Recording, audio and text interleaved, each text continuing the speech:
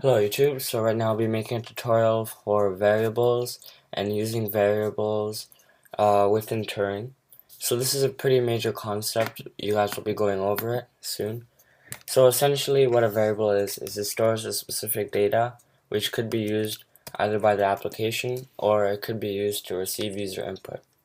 So essentially how a variable works is you first write var, which stands for variable. Say we want a variable to be called first name. We have that, and then we have string. Alright. Now you may be thinking, what is string? Essentially what a string is string is any text / characters, and I use quotations. Now, next type of data type would be an int. So that would be like an integer without decimals, so it would be like 52.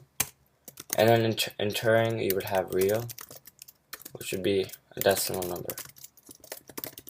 And then you would have a boolean, which is true / false. So let me show you an example because you're probably confused right now. So this is how you declare a number, and now if we assign a value, so let's say it is ratio, and then I do put first name.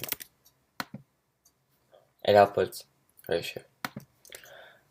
We assign the value ratio to string. Now if we try to do an integer, we will get an error because we cannot assign text to integers.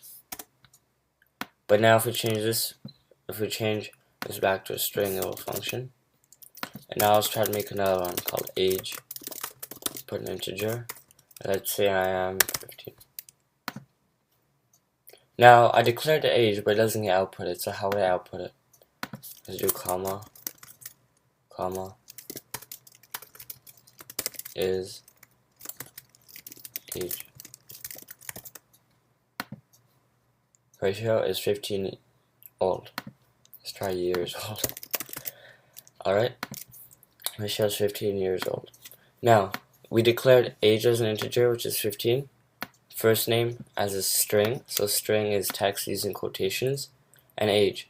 And now we put first name, so this is the variable name, the identifier, is, again this is a string but it's not actually held within a variable, comma age, so outputs the age, and then comma years old.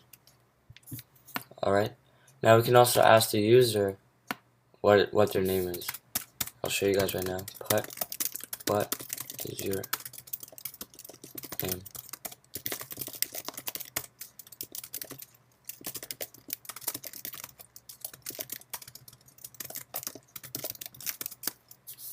Alright, the way by this works is you first declare first name but you do not provide it a value.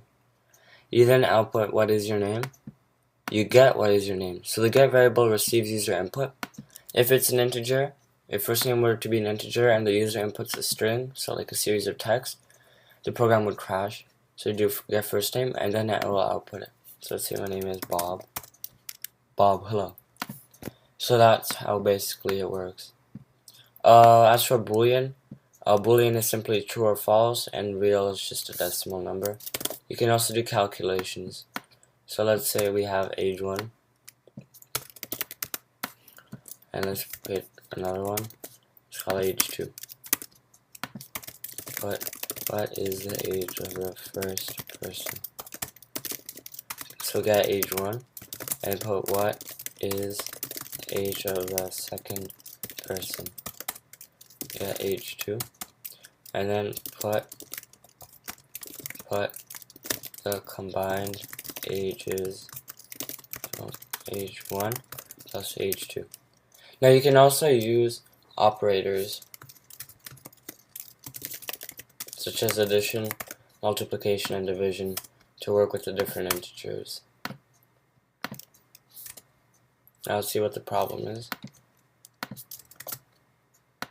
Alright, what is the age of the first person? 5, 14. The combined age is 19 years old. So yeah, the loops can also work with for loops. You can make particular algorithms to increase the numbers accordingly. There's just a lot of things that you can do, and I hope you guys understand the concept of also using commas and using math operations. Now we can also multiply it. So the multiplied age,